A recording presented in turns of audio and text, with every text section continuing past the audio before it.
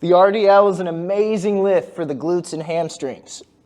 But if you don't feel it in your glutes and hamstrings, you need to do this first. Take the load out of the equation. In fact, to make it easier, let's take the barbell out of the equation too. And we'll get to these, but not yet. In fact, all you'll need is a dowel. The RDL is a pure hip hinge, and at the bottom of a hinge, you are really gonna work your glutes and your hamstrings if your back is flat. And this tool will help you keep your back flat on every rep. Just take this dowel and put it across your back so that it makes contact with the top of your butt, the middle of your back, and the back of your head. 3 points. From there, holding it in place, just hinge your hips, trying to maintain those points of contact. When you hinge the hips and keep a neutral or flat spine, you really force your posterior chain to do the work on a hinge.